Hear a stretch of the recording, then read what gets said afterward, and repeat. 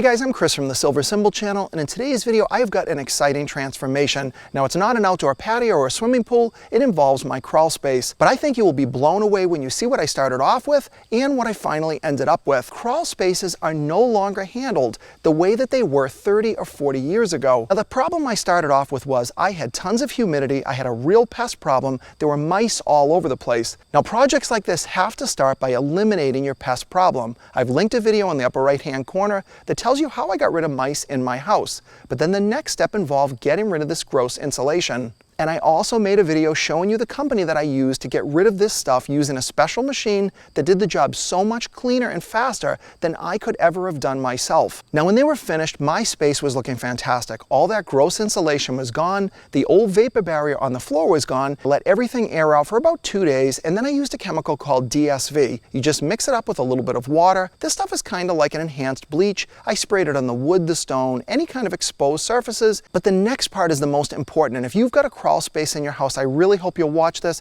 because it can make a huge difference if you implement even just a few of these changes. 40 years ago, crawl spaces were essentially just a dirt floor underneath your house. And of course, you used to get lots of moisture, smells. So to combat that issue, of course, they put vents on the side of your house. That would allow some air movement, which is generally a good thing. Now, way back then, this was pretty much the only technology they could use. But there was just one huge problem. The air outside is generally very humid. So that humid air would go under the house and it would pretty much just sit there, get soaked into the insulation and into the lower portion of your floors. But then someone figured out that you could just put a piece of plastic over that dirt. They would call it a vapor barrier, and they essentially are just like a large trash bag. The vapor barrier can't stop the humidity in the air, so of course it hangs around and eventually it may move upward right into that insulation. And after many years of dealing with crawl space problems, engineers, builders, all those folks figured out the better approach was to completely seal your crawl space up. And that's where we move into something called crawl space encapsulation.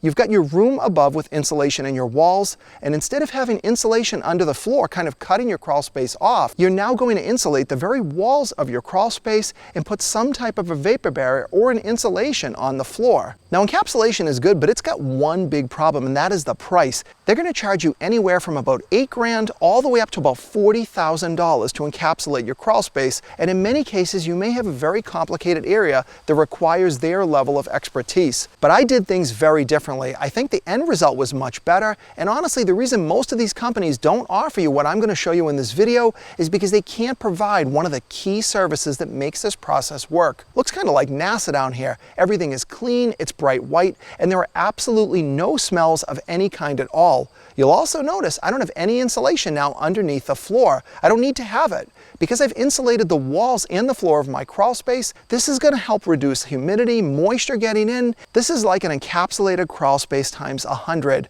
When you use spray foam, this is essentially sealing out every corner of this basement. And remember, I had a gravel floor. You can apply spray foam across a gravel floor. It's kind of like a boat hull. It's essentially one piece. All of the spray foam went down from the walls to the floor. Gases can't get through this stuff. It's waterproof. Now, even with the spray foam, you're still going to get humidity down here because some of it is going to come in from the room above or just get in through cracks in the walls that the spray foam can't get to. So in my case, my basement is actually connected to the crawl space because this crawl space is underneath an addition. If you've got a home where your crawl space is all you've got, you will very likely still need to have a dehumidifier down there. I've got this Medea self-pumping dehumidifier. I did a review on this thing a couple years ago, and this unit is awesome. And because this space connects between the crawl space and my basement, this unit is able to dehumidify both areas. Now, this spray foam was not a DIY kit. I'm going to share with you guys that I paid $4,000 to have 3 inches of this type of spray foam installed. I did look into those DIY kits, and honestly, those are okay for really small spaces, but for doing a much larger area like this, it would have ended up being a disaster. If you want to know everything about spray foam, you want to check out this YouTube channel called Spray Jones. This guy is the pro of pros. He knows everything about it. Now, sadly, he's in Canada, so I couldn't actually hire him here, but his videos give you some great tips for hiring a pro, and I used them and eventually found a local guy. Now, this professional used a product called closed cell spray foam. There are 2 different types, open cell and closed cell.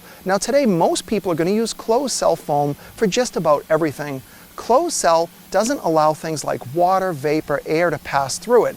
It gives you great insulating properties, but it also seals out a space. If you do it with a traditional vapor barrier, it may be something you could do yourself, but you're gonna have all those seams. It's like building your boat out of a bunch of trash bags taped together. And there's a bigger problem. When you put that vapor barrier on the floor, you still need to insulate your walls. So most of those Crawlspace companies are gonna bring in rigid foam board. Now that stuff isn't a bad product, but it needs to be glued to your walls, and again, you're gonna have lots of seams, taping. The spray foam is completely different. When these guys spray it on, everything is essentially one piece. The other great benefit is it was really quick. He was done in about 2 hours with the entire space. He could walk on it immediately. Now my Crawlspace didn't have an issue with any type of standing water. Part of the reason you might need to hire a pro is if you've got all kinds of water in your basement, leaky stuff, things you might need a pump for, you really want to get a pro to evaluate the space. Decided to just have the spray foam guy run the foam up to the top of my concrete.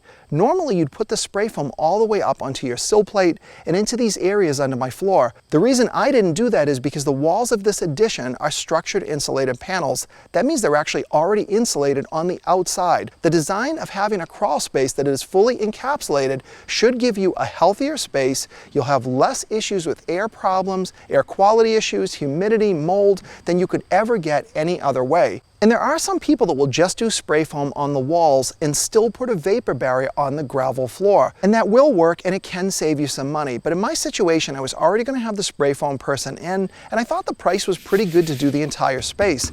Even something like a vapor barrier would have still cost me around $800 if you included the tape, all the attachments that you need to use to put it on the wall, the sealants. In my opinion, there is no comparison between taking a regular plastic vapor barrier that's thin, can easily be damaged, and has no insulation properties, and comparing it to spray foam. The reason most Crawlspace renovation companies don't recommend spray foam is that it's really expensive to get into. They've got to buy a special rig, train their employees, there's safety gear, and it really is a trade of its own. Now, Crawlspaces are a crazy business. Every one of them can be a little bit different. You may still need to hire a professional, but this hopefully gives you some information that you can arm yourself with. Now, this project has been a big deal, but I am thrilled with the result. That Crawlspace now is clean, it's healthier, it smells better, and I don't think I'm going to have any more issues down there in the future. And I hope you liked this video. If you did, be sure to give me a thumbs up and subscribe to my channel if you're not already for more videos coming up.